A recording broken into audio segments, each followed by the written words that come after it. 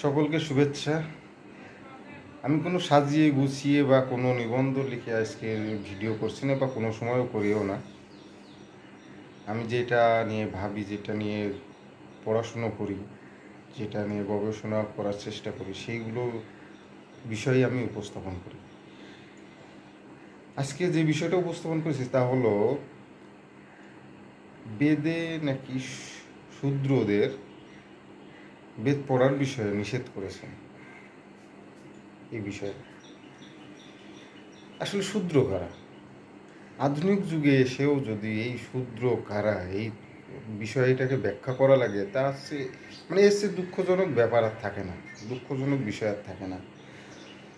হয় তারা মূর্খ, যারা এই যে বংশগত ব্রাহ্মণ, ক্ষত্রিয়, বৈশ্য, শূদ্র এগুলোকে বিচার করে, তারা মূর্খের চেয়ে অধম ছাড়া আমার মনে হয় না আর কিছু আছে। তারা হয় নিজেদের স্বার্থে ব্যবহার করছে, না হলে মূর্খ। এর চেয়ে ভালো কম কী যেন বলে ওটা, বিশেষণ আর আমি দিতে পারছি না।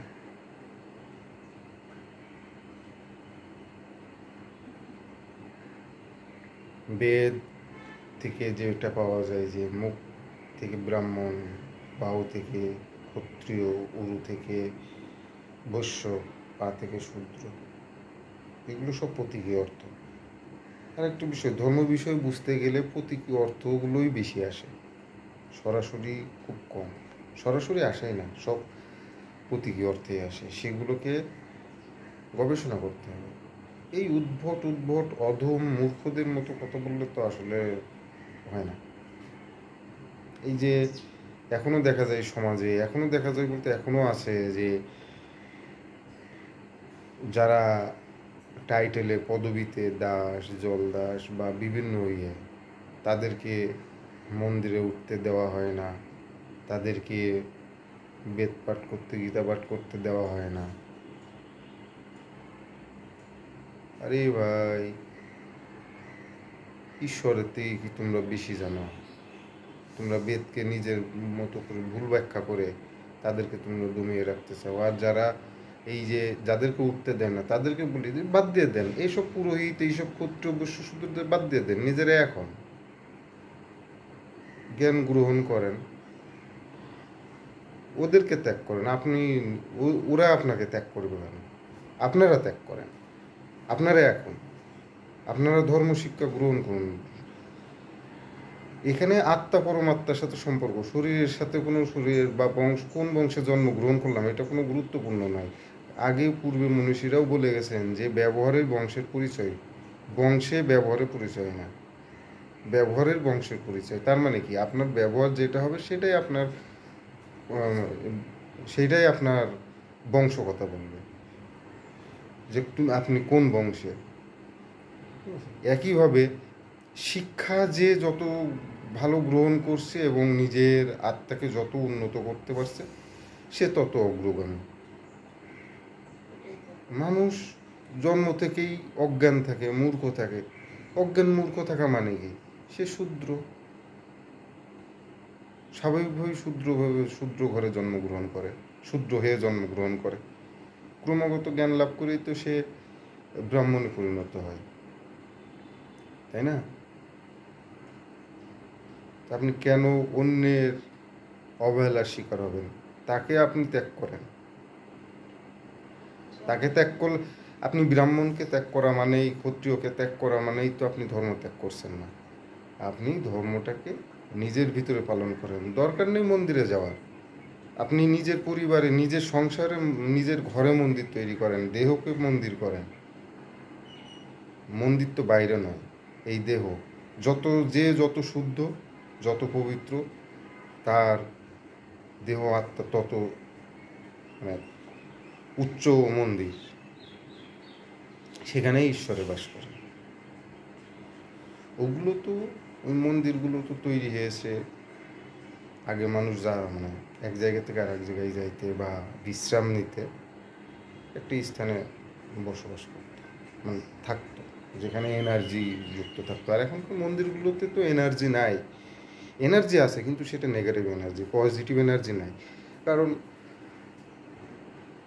একজনের সাথে আর একজনের দ্বন্দ্বের কারণে মন্দির তৈরি হয়েছে। যেখানে দ্বন্দ্ব থাকে সেখানে তো ধর্ম বাস করতে পারে না। দ্বন্দ্ব হতে পারে ধর্ম অধর্মের, ধর্মের তো ভাগ হতে পারে না, তাই না? আর যে কথাটা হয়েছে যে শূদ্রকে বেদ পড়ার, গীতা পড়ার অনধিকার দেওয়া হয়েছে বা অধিকার দেওয়া হয়নি, এটা তো শূদ্র হয়ে, যে জ্ঞান গ্রহণ করতে ইচ্ছুক নয়, সে যে বংশেই জন্মগ্রহণ করুক সেই শূদ্র। যে নিজেকে পরিবর্তন করে ধর্মের পথে আসতে চায় না, এখন ধর্ম কি সেটাও পরে ব্যাখ্যা করব, আসতে চাই সেই শূদ্র। আমি আমার আত্মাকে নির্মোহ করে রাখতে বা এই মোহবিষ্ট না করি, আমার শরীরকে আমি শুদ্ধ রাখি, পবিত্র রাখি, তাহলে তো আমি শূদ্র থেকে অতিক্রম হয়ে আমি ক্রমাগতভাবে ব্রাহ্মণের দিকে পৌঁছলাম। আর এটা শুধু এই যে চারটে যে ভাগ, এটারও তাৎপর্য বহু আছে, কারণ মানুষ তো একবারে সে পরমাত্মায় পৌঁছায় না, জন্মান্তর ক্রমাগত। আমি যতটুকু এই জন্মে অগ্রগামী হব, পরবর্তী জন্মে আমার সেখান থেকেই শুরু হবে। এইভাবেই তো ক্রমাগত মানে ব্রাহ্মণে পৌঁছাতে হয়। যে ব্রাহ্মণ দুটো মন্ত্র পড়ে পূজা করা ছাড়া কিছু বোঝে না, তো তাকে দিয়ে তো কোনো উপকার নাই। আর পূজা করার দরকার, পূজা মানে কি? আমি কি ওই যে প্রতিমা গড়িয়ে পূজা করবো? প্রতিমার মধ্যে কি ঈশ্বর থাকে? প্রতিমার প্রতি কি অর্থ আপনাকে বুঝে সেইভাবে আপনাকে গড়ে উঠতে হবে। তাই